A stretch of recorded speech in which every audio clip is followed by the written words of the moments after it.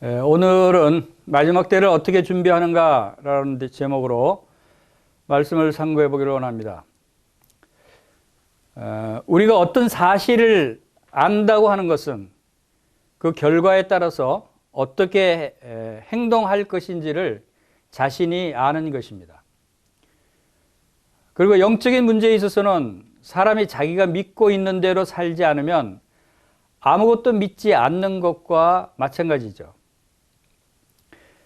즉 그것은 자신을 믿고 있는 바대로 살지 않으면 믿음이 없는 것이다 라고 말할 수 있습니다. 만약에 여러분과 내가 미래에 관한 예언의 말씀을 안다면, 그리고 우리가 성경에서 발견한 진리의 말씀들을 믿는다면 그 말씀들이 요구하는 바대로 순종하는 것이 바로 믿음으로 사는 사람들입니다. 우리 히브리서 10장 37절 말씀을 보겠습니다. 잠시 잠깐 후면 오실 이가 오시리니 지체하지 아니하시리라. 나의 의인은 믿음으로 말미암아 살리라. 또한 뒤로 물러가면 내 마음이 그를 기뻐하지 아니하리라 하셨느니라. 우리는 뒤로 물러가 멸망할 자가 아니요 오직 영혼을 구원함에 이르는 믿음을 가진 자니라 라고 말씀하십니다. 마지막 때를 살고 있는 그리스도인들은 주님의 재림을 준비하는 믿음의 삶이어야 한다는 것입니다. 주님이 앞에 오시는데 여러분은 자꾸 뒤로 물러가셔야 되겠습니까? 주님은 잠시 잠깐 후면 오시겠다고 하시는데 우리는 뒤로 물러가서 침체에 빠져서 그런 상태에 머물러 있어서는 안 된다고 하는 것입니다. 그러면 주님이 기뻐하지 않으십니다. 요즘처럼 마지막 때가 가까웠다는 것을 많은 성도들이 실감하고 있었던 때는 과거에는 별로 없었던 것 같습니다. 그러면 우리 이 마지막 때를 어떻게 준비해야 하는지에 대해서 주님께서 주시는 말씀을 살펴보도록 하겠습니다. 우리는 이제 마지막 때, 즉 종말에 관해서 말할 때입니다. 그리스도의 재림이 임박했음을 알려야 할 때입니다. 잠자고 있는 성도들을 일깨워야 할 때 아닙니까? 그리스도에 대한 성경의 예언 중에서 그리스도의 초림에 대한 예언이 109번이고 또 재림에 대한 예언은 224회나 나옵니다. 그리스도의 재림에 대한 직간접적인 언급은 신약에 언급된 수가 320번이고 성경에서 예수의 재림을 대비해서 준비해라고 하는 권고하는 말씀이 50번 이상 나옵니다. 이것은 주님의 재림의 확실성을 보여주고 있고 얼마나 또 중요한 것인가를 알려주고 있습니다. 그리고 그 재림을 준비해야 하는 것을 우리에게 강조해주고 있다고 봅니다. 그리스도인들의 소망은 바로 이 마지막 때에 주님의 재림에 있습니다. 초대교회 성도들이 예수님을 주와 그리스도로 믿는다는 그 이유 때문에 재산을 빼앗기고 감옥에 가고 또 잡혀가서 불에 태워지고 사자밥이 되고 카타콤 같은 지하 동굴 속에서 숨어 살아야 하는 그 수많은 핍박을 겪으면서도 고난의 큰 싸움을 견딜 수 있었던, 그리고 신앙을 지키면서도 기뻐할 수 있었던 것은 바로 이 마지막 때에 다시 오실 주님을 기다리는 이 재림 신앙을 가지고 있었기 때문에 그들이 그러한 것을 견딜 수 있었다고 생각이 됩니다. 그래서 주님은 오늘날 우리에게 준비하라 라고 말씀하시는 것입니다.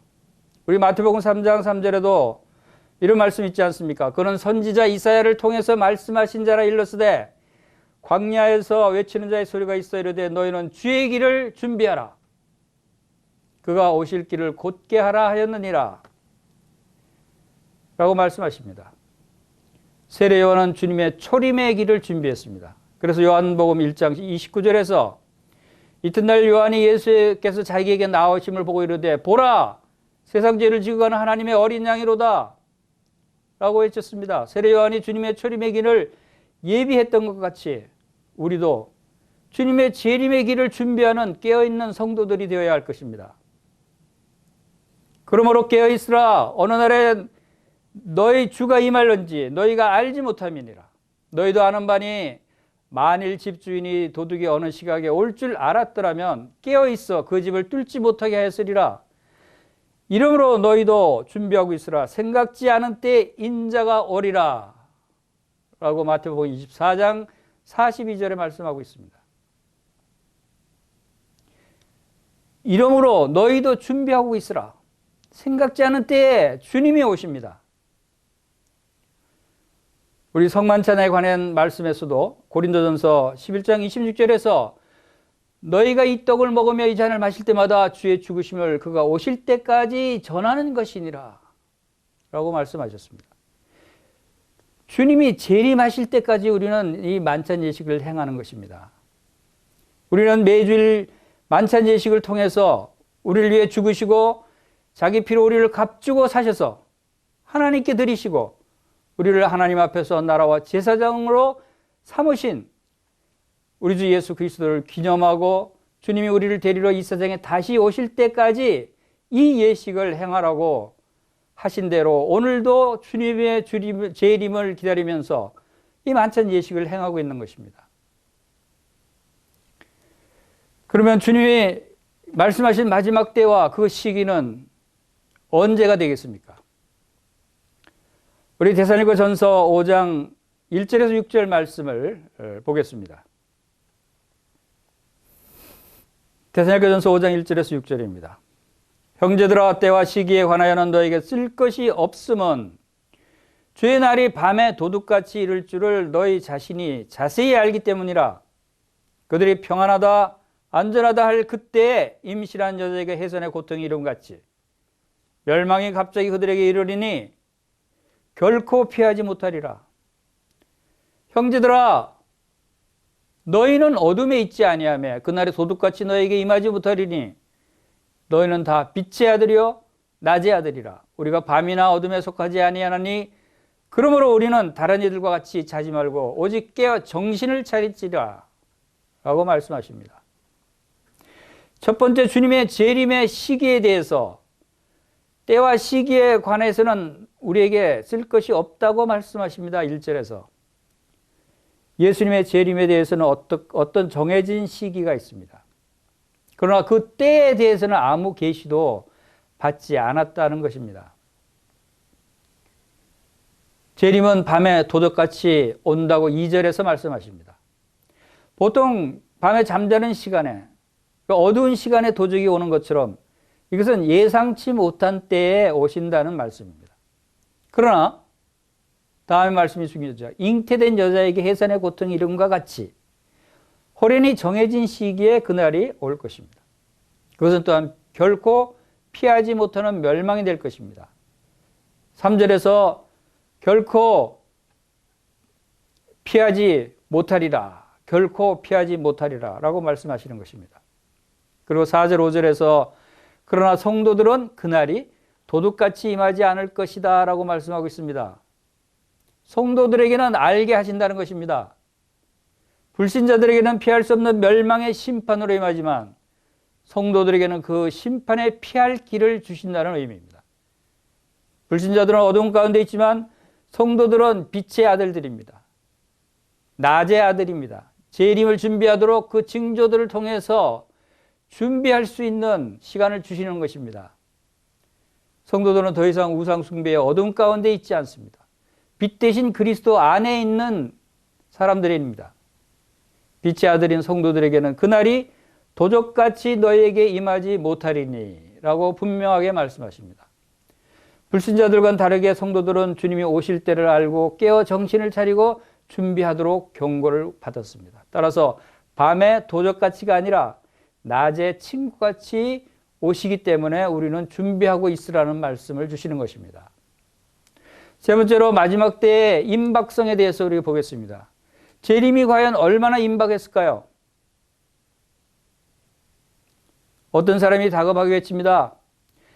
예수님이 반드시 오십니다. 종말이 가까웠습니다. 예수님이 잠깐 후면 오십니다. 지체하지 않고 오십니다.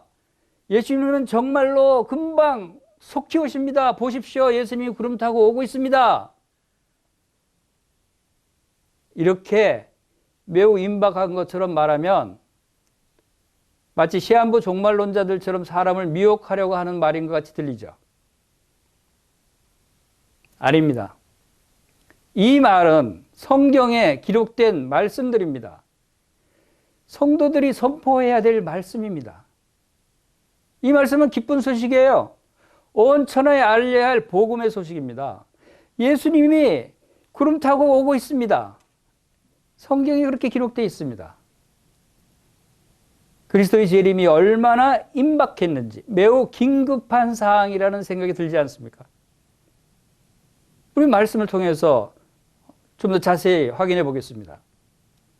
요한계시록 1장 보겠습니다. 요한계시록 1장 1절과 3절과 7절을 읽어드리겠습니다. 예수 그리스도의 계시라. 이는 하나님이 그에게 주사 반드시 속히 일어날 일들을 그 종들에게 보이시려고 그의 천사들을 그 종 요한에게 보내어 알게 하신 것이라. 이 예언의 말씀을 읽는 자와 듣는 자와 그 가운데 기록한 것을 지키는 자는 복이 있나니 때가 가까움이라. 볼지어다 그가 구름 타고 오시리라. 각 사람의 눈이 그를 보겠고 그 찌른 자들도 볼 것이요 땅에는 모든 족속이 그로 말미암아 애곡하리니 그러하리라. 여기서 볼지어다 구름 타고 오시리라 하는 말씀이 영어로는 이렇게 표현됩니다. Look, he is coming with the clouds. Look, 보라, he is coming, 오고 있다. 이것은 현지형으로 기록되어 있습니다. 보라, 구름 타고 지금 오고 있다. 여러분, 보라는 것은 보이니까 보라고 하는 것이 아닙니까? 우리는 믿음의 눈으로 볼 수 있다는 것입니다. 그리스도께서 지금 이 시간에 오시고 있는 중이라는 그 말씀 아닙니까? 어떤 성도는 이번 코로나 전염병이 주님이 오시는 발자국 소리다 라고 얘기했습니다. 정말 그런 것 같습니다. 지금 오시고 있는 중입니다.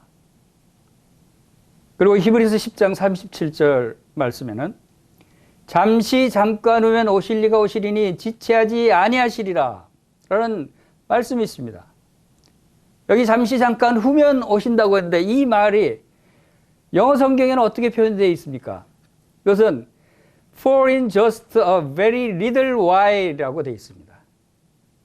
보통 잠깐, 잠시 하는 표현이 little while 하면 잠깐 후, just little while 하면은 잠시 잠깐 후가 됩니다. 그런데 이 구절은 그 사이에 또 한 단어가 들어있었는데 very little while이라고 됐습니다. very가 들어가 있어요. 그것은 보통 아주 잠깐에 더, 그러니까 아주 잠시 잠깐 후면 오신다. 이 표현이 영어 성경에 기록되어 있는 것입니다. 마치 집에 손님이 찾아오셨어요. 야, 너네 아버지 어디 가셨니? 하고 물으면 네, 요 앞에 잠깐 가셨는데요. 금방 오신다고 했어요. 아마 곧 오실 겁니다. 아마 거의 다 오셨을 겁니다. 이렇게 얘기하는 것 같지 않습니까? 요한계시록 22장 20절, 21절 말씀이 있습니다. 성경의 제일 마지막 구절입니다. 이것들을 증언하시니가 이르시되 내가 진실로 속히 오리라. 이것은 영어로 Yes, I am coming soon. 곧 온다. 이것도 현재 영어로 되어 있습니다. 아멘 하시거늘 아멘 주 예수에 오시옵소서. 주 예수의 은혜가 모든 자들에게 있을지어다. 아멘. 우리는 이런 말씀을 들을 때 재림의 정확한 시기는 알 수 없지만 매우 임박해졌다는 사실을 이 말씀을 통해서 알 수 있습니다. 주님이 이러한 때에 우리 빛의 자녀들에게는 재림에 관한 징조들을 보여주심으로써 이것을 깨닫고 준비하라고 하시는 것입니다. 네 번째로 지금은 정말 마지막 때입니까? 우리를 생각해 볼 수 있습니다. 그러면 재림의 징조들을 통해서 살펴보겠습니다. 주님이 언제 오시냐고 제자들이 물을 때 그 오실 징조에 대해서 누가복음 21장 10절 11절에서 말씀해 주신 부분이 있습니다.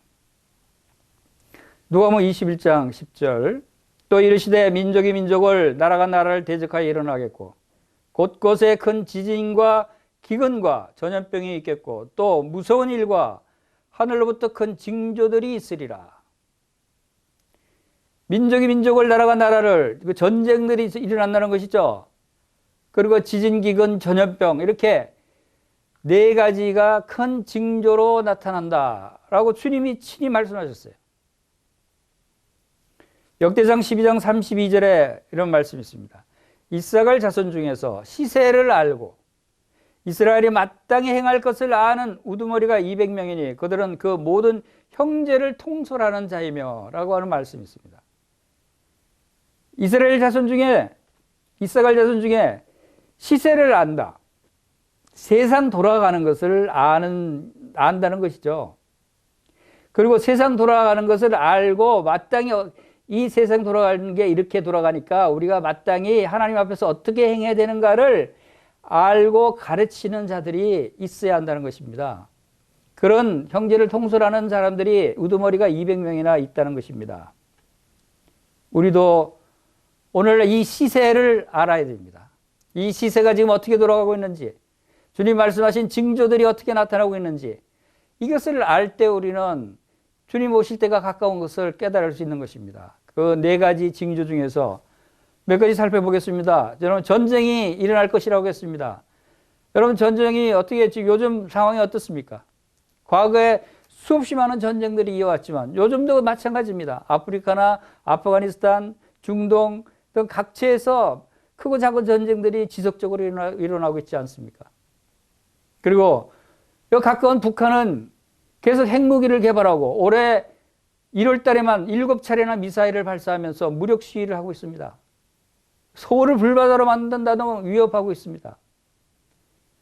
또 최근에는 러시아가 우크라이나를 침공하려고 군사 10만 명을 우크라이나 접경 지역에 배치하고 긴장을 고조시키고 있습니다. 이에 맞서서 미국이 또 유럽의 나토 군사력을 동원해서 거기에 대응해서 즉각 출동 태세를 갖추고 있습니다. 지금 위기일발의 사태가 지금 벌어지고 있는 것입니다. 그리고 현재 세계 각국이 보유하고 있는 핵무기만으로도 지구를 지금 수십 번이나 멸망시킬 수 있는 수만 개의 핵무기들을 보유하고 있지 않습니까? 두 번째 징조는 지진이라고 했습니다. 지진과 기근은 늘 있어 왔습니다. 그러나 종말이 가까울수록 그 빈도가 잦아지고 강도가 더 세지는 것이 특징입니다.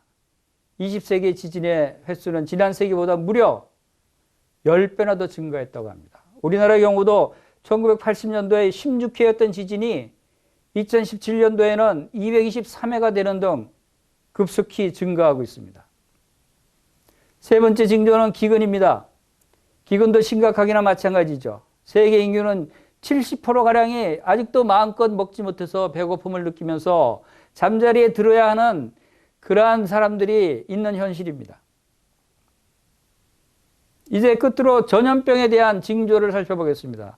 이것은 제가 굳이 설명 안 드려도 세계 모든 사람들이 다 경험하고 있는 전염병 아닙니까? 코로나19 전염병이 조금 전에 뉴스에 오늘 현재 전 세계 확진자가 4억 명이 돌파했다고 합니다. 4억 명이 전염병에 걸렸어요. 그리고 574만 명 이상이 사망했습니다. 약 2년 동안. 이것은 마지막 때의 큰 징조 중에 하나라고 생각이 됩니다. 이 코로나 전염병을 막기 위해서 백신이 나오고 백신이 인해서 많은 또 문제들이 생기고 있습니다. 최근에는 백신 패스라고 하는 시스템이 가동되고 있지 않습니까? 백신 패스가 뭡니까? 백신을 완료하지 않은 사람들은 패스할 수 없다는 겁니다. 물건을 사지도 못하고 음식점에 들어가지도 못하고 아무것도 하지 못하게 하는 것이 백신 패스입니다. 이미 백신에 관해서 많은 음모론도 나오고 있습니다. 그리고 또 앞으로는 이 백신을 이용해서 또 별도로 사람의 이마에 칩을 삽입한다는 그런 계획도 되어 있습니다. 사람의 머리에 뇌파를 작동시켜서 손과 발을 생각만으로 손과 발을 움직이게 하는 그런 임상 실험을 올해 사람에게 실험한다는 계획이 있습니다. 일론 머스크의 뉴럴링크라는 회사에서 이미 돼지에게는 실험해서 성공했습니다. 이마에 삽입된 칩으로 인간의 생각을 읽고 조정하게 될 수도 있게 된다는 소식입니다. 이러한 것들로 적그리스도가 짐승의 표를 이마와 손등에 삽입하고 통제할 수 있는 체제가 가능해진다는 것입니다. 적그리스도의 세계 통치를 위한 예행 연습이 이 백신 패스 시스템이 아닌가 하는 생각이 듭니다. 앞으로 점점 전 세계적인 큰 재앙의 문제가 대두될 것입니다. 이런 것들을 해결하고 인류를 구원할 전 세계적인 지도자가 등장하게 될 것입니다. 예를 들면 지구온난화로 지구 멸망의 대재앙 문제가 생기면 그것을 해결할 사람이 필요합니다. 전염병으로 인류 멸망의 문제를 해결할 사람이 필요합니다. 핵전쟁 발발로 인해서 인류 멸망의 문제를 해결할 영웅이 필요합니다. 기근으로 식량난 문제를 해결하고 금융 시스템이 붕괴되면 경제적인 문제를 해결할 초능력을 가진 영웅이 나타나기를 인류는 기다리고 있습니다. 그가 나타나면 세계 모든 사람들이 그를 추앙하고 그런 세계를 지배하고 통치할 적그리스도의 모습을 드러낼 것입니다. 그리고 하나님의 성전에 앉아서 자기가 하나님이다, 나를 숭배하라 라고 하면서 방역 패스가 아닌 짐승 패스를 만들 것입니다. 그러한 내용이 요한계시록 13장 15절에서 18절에 기록되어 있는 내용입니다. 우리 요한계시록 13장 15절을 보겠습니다. 그가 권세를 받아 그 짐승의 우상에게 생기를 주어 그 짐승의 우상으로 말하게 하고 또 짐승의 우상에게 경배하지 아니하는 자는 몇이든 다 죽이게 하더라. 그가 모든 자고 작은 자나 큰 자나 부자나 가난한 자나 자유인이나 종들에게 그 오른손이나 이마에 표를 받게 하고 누구든지 이 표를 가진 자 외에는 매매를 못하게 하니 이 표는 곧 짐승의 이름이나 그 이름의 수라. 지혜가 여기 있으니 총명한 자는 그 짐승의 수를 세어보라. 그것은 사람의 수니 그의 수는 666이니라. 이마나 오른손에 표를 받게 하고 짐승의 우상, 적그리스도의 우상에게 숭배하게 하는, 그리고 그 표를 가진 자 외에는 매매도 못하게 하는 이러한 일이 일어날 것이라고 요한계시록 기록되어 있는데 요즘 여러분은 어떻습니까? 여러분 이 일이 비슷하게 일어나고 있지 않습니까? 이 방역 패스는 바로 예행 연습인 것 같습니다. 요즘 식당, 마트, 공공기관, 회사, 카페 어디를 가든지 두 가지 기계가 있습니다. 하나는 이마의 체온을 측정하기 위해서 이마를 촬영하는 기계가 있고 하나는 손등의 체온을 측정하기 위한 기계가 있습니다. 이마의 체온이 정상이면 패스라는 소리가 나오고 손등의 체온이 정상이면 패스라는 그런 멘트가 나옵니다. 여러분 좀 섬뜩하지 않습니까? 요한계시록 13장에 나오는 이마 적그리스도의 패스를 이마나 손등에 기록하는 이유를 알겠습니까? 지금 똑같은 일이 일어나고 있습니다. 단지 아직 적그리스도의 표를 새기지 않아서 그렇지 여기다 그대로 새기면 똑같은 기계들이 설치돼서 이제 만약에 이마를 갖다 대면 적그리스도를 숭배합니까? 라고 하는 멘트가 나올 것이고 그리고 그 질문에 예 숭배합니다 라는 대답하면 통과, 아니요 라고 하는 사람은 통과하지 마시오 하고 잡아다가 감옥에 집어넣고 고문하고 심하면 죽일 것입니다. 이러한 일이 일어날 것입니다. 전 세계적으로 확산된 이 코로나 전염병은 마지막 때 주님이 오시는 발자국 소리라고 하는 것입니다. 주님이 지금 문 밖에 오시고 계시는 것입니다. 그러므로 우리는 주님의 재림을 준비해야 합니다.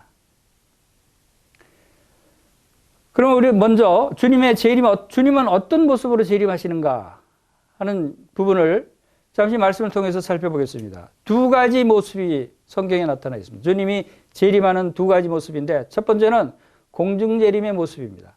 이 공중재림의 모습은 데살로니가전서 4장 13절에서 18절에 기록되어 있는 교회의 휴거 사건을 계시하고 있습니다. 우리 보겠습니다. 데살로니가전서 4장 16절부터 보겠습니다. 주께 소령과 천사장의 소리와 하나님의 나팔 소리로 친히 하늘로부터 강림하시리니 그리스도 안에서 죽은 자들이 먼저 일어나고 그 후에 우리 살아남은 자들도 그들과 함께 구름 속으로 끌어올려 공중에서 주를 영접하게 하시리니 그리하여 우리가 항상 주와 함께 있으리라. 그러므로 이러한 말로 서로 위로하라. 우리를 공중으로 끌어올려, 이건 휴거의 모습입니다. 휴거. 공중에서 주님을 영접하게 하신다는 것입니다. 공중에 주님이 재림하시고 우리를 끌어올리신다는 표현입니다. 이것을 우리는 공중 재림의 모습이다라고 말하고, 이 장면은, 이 사건은 언제 일어날 것인가 하면 주님이 7년 대환란 전에 교회를 후교시키는, 7년 대환란이 일어나기 직전에 주님이 이 7년 대환란을 피하게 하신다고 하셨으니까 바로 이 교회를 들어 올리셔서 이 땅의 환란을 피하게 하시는 모습입니다. 이것이 우리에게 위로가 되는 것입니다. 이러므로 이러한 말로 서로 위로하라라고 하십니다.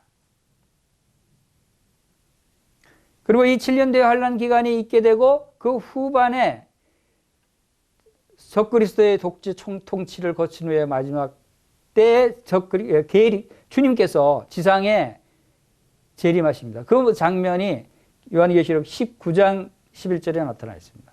그 지상 재림의 모습을 잠시 보면 주님은 이때 이 세상을 심판하시고 하나님의 왕국을 세우고 통치하기 위해서 오시는 장면이 계시록 19장 11절입니다. 또 내가 하늘이 열린 것을 보니 보라 백마와 그것을 탄 자가 있으니 그 이름은 충신과 진실이라. 그가 공의를 심판하며 싸우더라. 그리고 16절에서 그 옷과 그 다리에 쓴 것이 있으니 만왕의 왕이여 만주의 주라 하였더라. 즉 만왕의 왕이여 만주의 주가 되신 주님께서 이제 적그리스도 악의 세력을 다 심판하시기 위해서, 멸하시기 위해서 이 땅에 백마 타고 또 성도들과 함께 내려오는 장면을 우리가 여기서 볼 수가 있습니다. 자, 그럼 이러한 장면들을 우리가 생각하면서 이러한 마지막 때가 곧 일어나는데, 이러한 마지막 때가 일어날 때 어떻게 우리가 준비를 해야 될 것인가.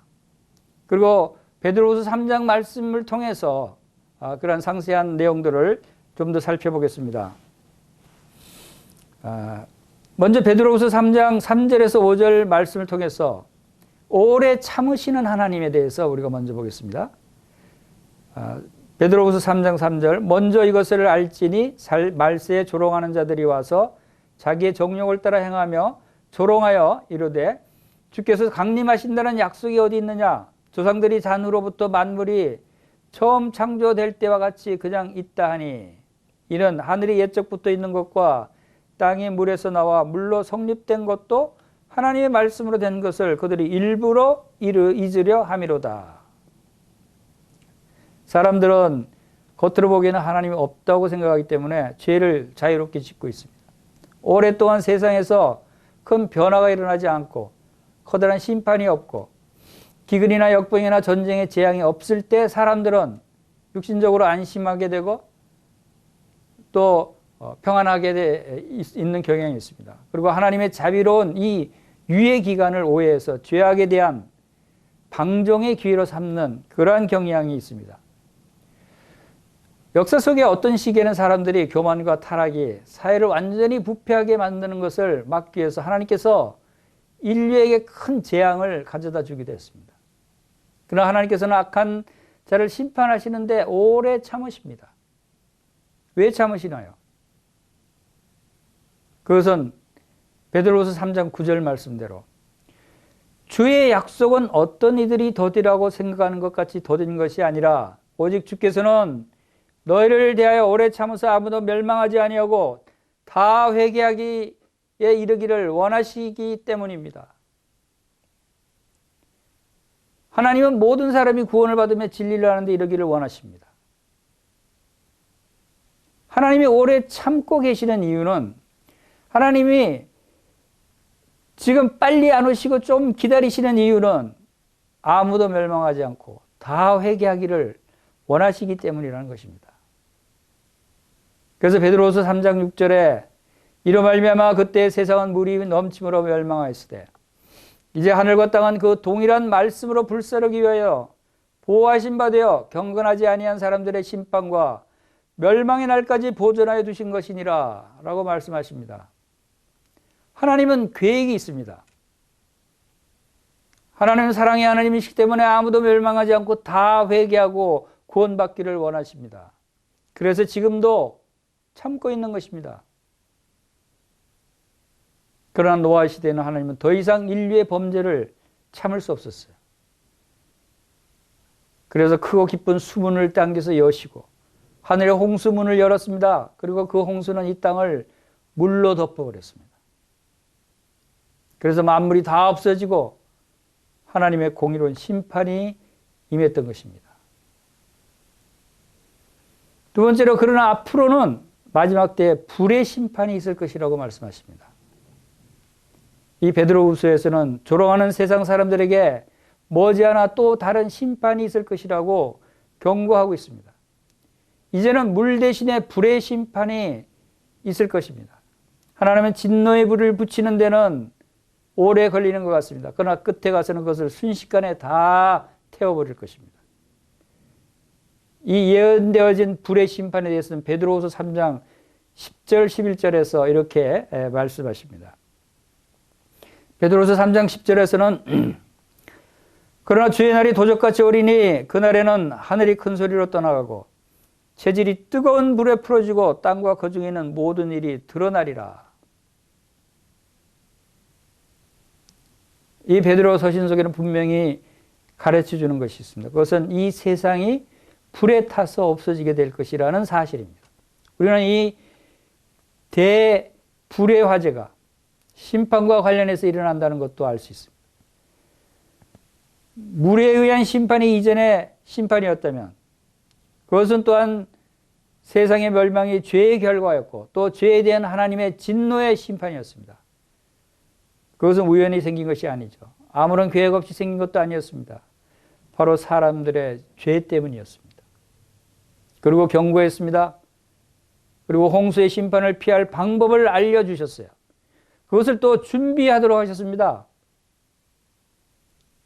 그러나 사람들은 회개하지 않고 계속해서 죄를 지었죠. 마침내 하나님은 악인들이 죄악이 이 땅 위에 홍수처럼 가득 넘치는 것을 보셨습니다. 그래서 결국에는 하나님이 근심하시고 죄악의 홍수는 심판의 홍수를 부른 것입니다.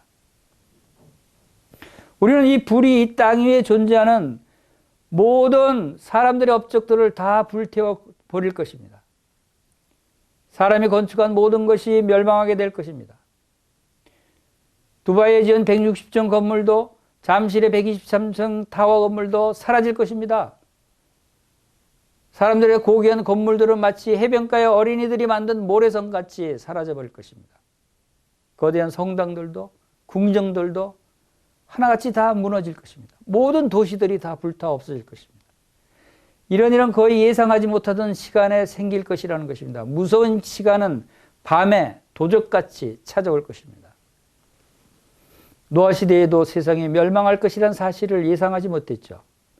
그것은 어떤 경고가 없었기 때문이 아니었습니다. 그것은 사람들이 그런 일이 가능할 것이라고 생각할 수가 없었기 때문입니다. 그것은 노아가 세상을 돌아다니면서 사람들은 말도 안 되는 이야기를 퍼뜨린다고 또 쓸데없는 일로 놀라게 만드는 바보 천치라고 노아를 혹평했습니다. 조롱했습니다. 그러나 노아가 바보가 아니었어요. 노아는 하나님의 말씀을 전했습니다. 노아는 하나님이 준비하라고 하는 방주를 지었습니다. 마지막 때에 멸망이 임할 것을 하나님께서 말씀하시고 방주를 지어 준비하라고 했습니다. 우리 또한 하나님의 말씀을 경청해야 됩니다. 마지막 때 불로 심판해서 다 심판하실 때 우리는 준비해야 할 것을 말씀해 주고 계십니다. 하나님의 말씀으로 전 세계가 불에서 멸망될 것이라고 선언하신 지금도 사람들은 우리를 믿지 않고 노아의 때와 같이 그렇게 말하고 있습니다. 그리고 계속해서 죄를 짓죠. 세속적인 생활을 하면서 하나님이 없다고 하면서 하나님을 반역하고 있습니다. 그들도 아마 날카로운 나팔 소리가 울리고 주님이 오시고 불신자들에 대한 심판과 파멸의 날이 이르렀다는 것을 확신시켜 줄 때까지 그들은 그들은 회개하지 않을 것입니다. 제가 아무리 마지막 때 예수님이 재림한다고 외쳐도 사람들은 그리스도의 재림을 믿지 않는 것입니다. 세상은 우상에게 미쳐 있습니다. 그 귀는 너무 둔해져 있죠. 진리의 말씀을 듣지 않습니다. 유혹은 사람들을 어리석은 자로 만듭니다. 사람들의 눈은 멀었습니다. 그들은 이런 영적인 것을 볼 수가 없습니다. 세 번째로 마지막 때를 우리는 어떻게 준비해야 합니까? 베드로서 3장 11절에서 14절 말씀을 보겠습니다. 베드로서 3장 11절. 이 모든 것이 이렇게 풀어지리니 너희가 어떠한 사람이 되어야 마땅하냐? 거룩한 행실과 경건함으로 하나님의 날이 임하기를 바라보고 간절히 사모하라. 그날에 하늘이 불에 타서 풀어지고 물질이 뜨거운 불에 녹아지려니와 우리는 그의 약속하신 약속대로 의의가 있는 곳인 새하늘과 새 땅을 바라보도다. 그러므로 사랑하는 자들아 너희가 이것을 바라보나니 주 앞에 점도 없고 흠도 없이 평강 가운데 나타나기를 힘쓰라 라는 말씀을 주십니다. 이 말씀을 통해서 우리가 어떠한 사람으로 준비되어야 하는가를 살펴보겠습니다. 첫 번째로 11절에 말씀하신 대로 거룩한 행실과 경건함으로 살라고 말씀하십니다. 이 말씀은 무엇을 의미하고 있습니까? 지구에 불타는 것과 거룩한 행실과 경건함 사이에는 무슨 관계가 있습니까? 우리는 지금 우리 위치는 홍수에 의한 세상의 파멸 전에 노아의 위치와 비슷합니다. 노아는 어떤 종류의 사람이 되어야 했습니까? 노아는 그들이 시집가고 장가가고 홍수가 밀려오는 바로 그 시간에도 잔치하고 희롱하는 것을 보았습니다. 그러나 비가 내리고 또 홍수가 땅 밑에서 터져 나오기를 기다리고 있는 노아와 그 가족들은 그들과 동행하지 않고 세속적인 타락과 거리가 먼 바로 거룩한 행실과 경건함 생활을 했을 것입니다. 노아는 즉 세상 사람들과는 구별된 거룩한 생활을 했습니다. 거룩한 생활이라는 것은 구별된 삶입니다.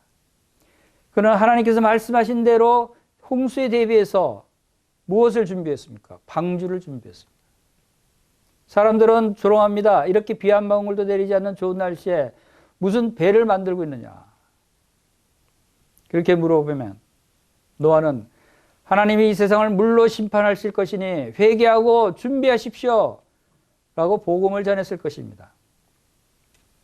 그런 노아를 사람들은 오히려 비난하고 조롱했을 것입니다. 지금 우리들의 생활도 노아의 생활과 같이 세상과는 구별된 생활을 해야 한다는 것입니다. 그것이 거룩함입니다.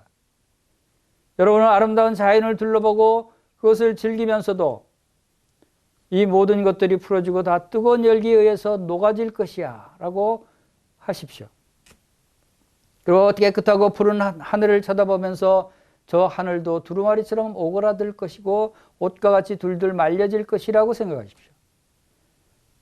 우리가 관계하는 이웃 사람들과 자녀들과 가족들, 길거리에 지나치는 사람들이나 업무상 만나는 사람들을 불쌍히 여겨야 됩니다. 왜냐하면 그들은 다 불에 타버릴 것입니다. 이 세상 사람들은 남자든 여자든지 그리고 아이들조차도 예수님을 믿고 구원받지 못하면 그들은 살고 있는 이 지구와 함께 멸망할 것입니다. 왜냐하면 멸망의 날이 반드시 올 것이고 심판이 이 불경건한 자들을 기다리고 있기 때문입니다. 사람들은 여전히 가서 사고 팔아 이윤을 남기자, 그리고 돈을 모아서 쌓아두자, 나를 위해서 살자, 먹고 마시고 즐기자 라고 말하는 사람들입니다. 그들이 자신들이 죄로 말미암아서 하나님의 심판을 받아서 불태워질 것이라는 사실을 아직도 까맣게 모르고 있는 것입니다. 그들은 이 땅에 속한 사람들입니다. 그러므로 그들의 행동과 대화도 이 땅에 속한 것입니다. 그들은 이런 모래 위에 집을 짓고 있습니다. 그들 나름대로 그 속에서 쾌락을 누리고 있지만 그것은 잠깐 후면 없어질 것들입니다. 그러나 영적인 믿음의 눈이 열려진 여러분들은 그런 어리석은 일을 하지 않습니다. 그러므로 우리는 반석 위에 집을 짓습니다. 우리는 보이는 것들은 꿈에 지나지 않고 보이지 아니하는 것이 본질적이라는 사실을 아는 사람들입니다. 우리가 돌아보는 것은 보이는 것이 아니요 보이지 않는 것이니 보이는 것은 잠깐이요 보이지 않는 것은 영원함이니라고 고린도후서 4장 18절에 말씀하고 있습니다. 세상 사람들은 보이는 것에 탐욕을 품습니다. 돈에 대해서, 집에 대해서, 자동차, 보석, 좋은 옷, 좋은 음식. 그러나 이런 것들은 다 잠시 후면 불태워 없어질 것이라는 것입니다. 그러나 보이지 않는 천국과 영생과 성령의 열매와 하늘의 기업과 하늘의 유산, 믿음과 소망, 사랑, 찬송, 영광, 예배, 이러한 것들은 영원한 것들입니다. 여러분은 주님이 다시 오시는 발자국 소리를 들을 수가 있습니까? 그리스도께서 돌아오고 계시는 중입니다. 보라, 내가 속히 오리라. 이 말씀이 지금 울려 퍼지고 있지 않습니까? 왕이 오고 계십니다. 그분은 그의 보좌로 오시고 그의 심판의 주로 오십니다. 그리고 주님은 이제 거의 다 오셨습니다. 그렇다면 여러분은 어떤 사람이 되어야만 합니까? 우리가 어떤 사람이 되어야 마땅하죠? 주님은 우리들에게 성도들이라고 할지라도 지금보다 더 거룩해져야만 한다고 가르쳐주고 있는 것입니다. 주님은 불경건한 자들에게 너희가 어떤 사람이 되어야 마땅하냐라고 말하고 있지 않습니다. 성도들에게 말하고 있는 것입니다. 주님은 하나님의 영원한 사랑으로 구원받았다고 고백하는 성도들에게, 예수님의 보혈로 값주고 사신 자들이라고 고백하는 성도들에게, 영원한 결혼으로 그리스도의 신부가 되었다고 고백하는 성도들에게, 그리스도의 몸의 지체가 되고 그의 몸의 일부분이 되었다고 고백하는 성도들에게 말하고 있는 것입니다. 너희가 어떤 사람이 되어야 마땅하뇨? 이 말씀은 성도들이 지금 마땅히 되어야 할 합당한 그리스도인이 되지 못하고 있다는 사실도 암시하고 있죠. 아직 마땅히 되어야 할 만한 그런 합당한 그리스도인이 아직 못 되고 있으니까 이제 합당한 그리스도인이 되라는 말씀입니다. 그러고 나서 거룩한 생활의 두 가지에 대해서 계속 말씀하고 있죠. 첫째는 거룩한 행실과 그랬어요. 다시 말하면 사람들을 향한 거룩한 행동입니다. 둘째로는 경건함으로라고 말합니다. 다시 말하면 하나님에 대한 모든 경건한 행동입니다.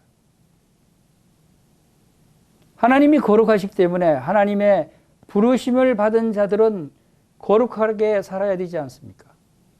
베드로전서 1장 1절을 보면 오직 너희를 부르신 거룩한 자처럼 너희도 모든 행실에 거룩한 자가 되라 라고 권면합니다.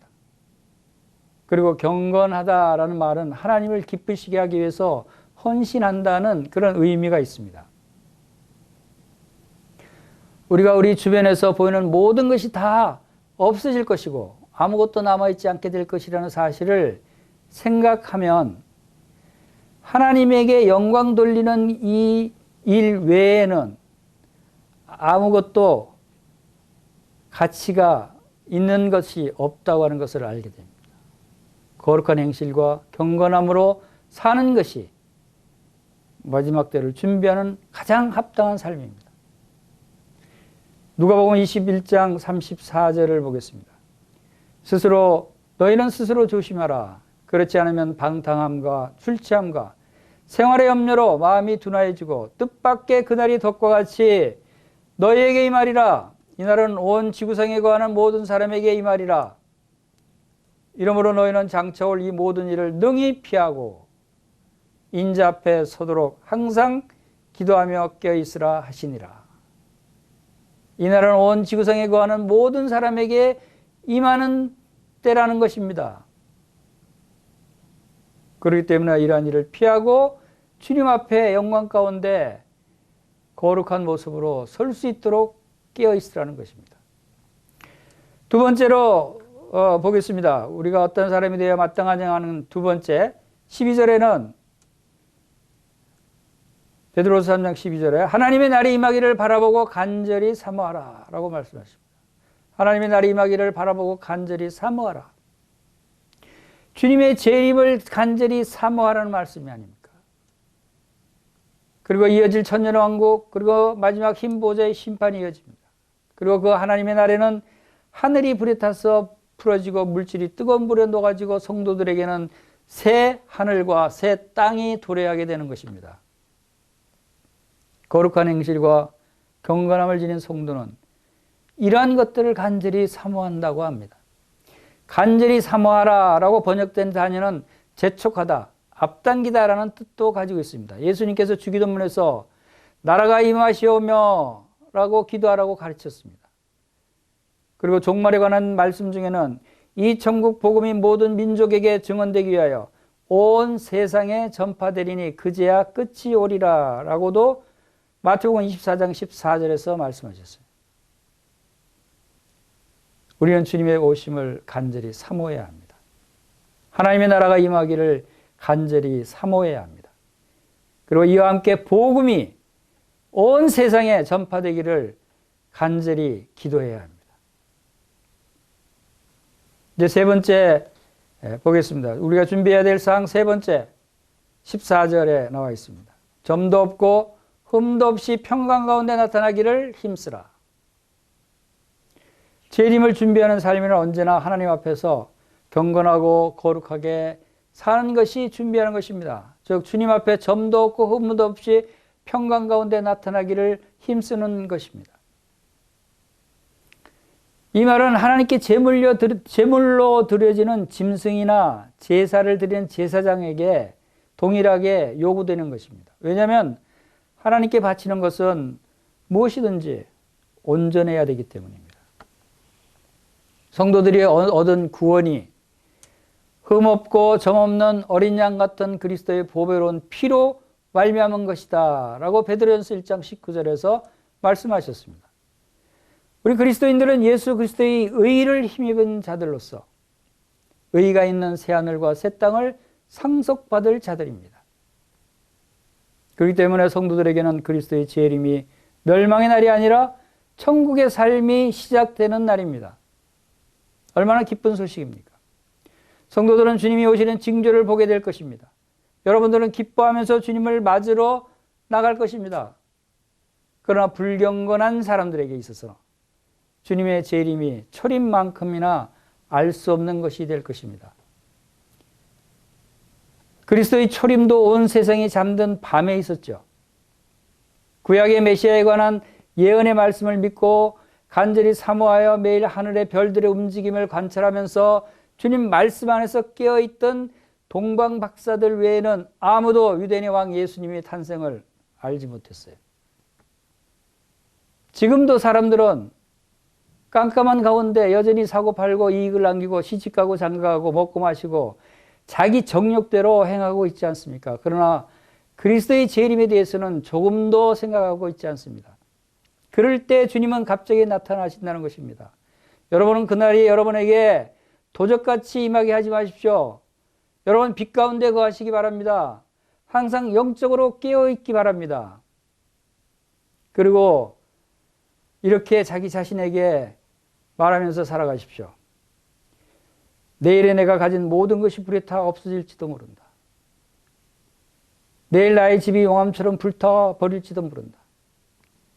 나의 모든 돈, 재물 다 불타 버릴지도 모른다. 내일 나 자신이 이 세상과 함께 살아버릴지도 모르고 세상이 불타 없어질지도 모른다라고 생각하면서 살아가십시오.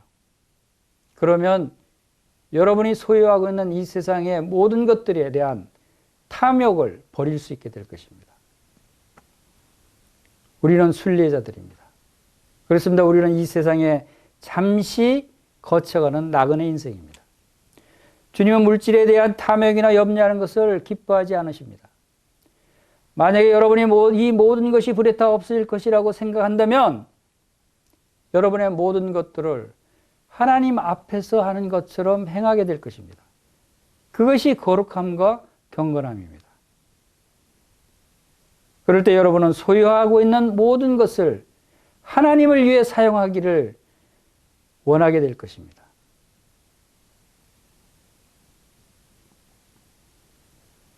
우리가 이 땅에 행하는 모든 것은 바로 우리의 영원한 미래를 위한 준비입니다. 영원한 미래에 우리가 무엇을 가져갈 수 있겠습니까? 이 땅의 모든 물질들은 다 불타 없어진다고 했습니다. 우리가 가져갈 것이 아무것도 없습니다. 그러나 빛 가운데 있는 성도들은 가져갈 것이 있습니다. 그것은 성도들이 이 땅에서 행하는 거룩함과 경건함으로 행하는 일들입니다. 이러한 일들을 위한 상급이 하늘에 예비되어 있는 것입니다.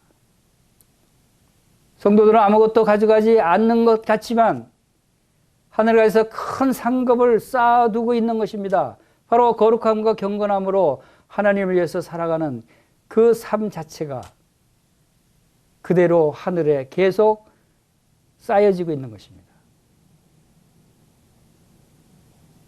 우리가 이 땅에서 행하는 것들 중에서 영원한 가치가 있는 것은 바로 그것입니다. 거룩함과 경건함입니다. 우리가 소유하고 있는 모든 것을 하나님을 위해서 사용하는 것만이 바로 영원히 가치 있는 일입니다. 영원한 미래를 준비하는 것입니다. 그것이 곧 거룩함이고 경건한 삶의 모습입니다. 우리가 어떠한 사람이 되는가에 따라서 주님 앞에 섰을 때 흠없는 자로 주님으로부터 하늘의 상급을 받게 될 건지 아니면 흠 있는 자로 부끄러운 구원을 받게 될 건지 차이가 나는 것입니다. 베드로전서 4장 7절에서 8절 말씀을 보겠습니다. 만물의 마지막에 가까이 왔으니 그러므로 너희는 정신을 차리고 근신하여 기도하라.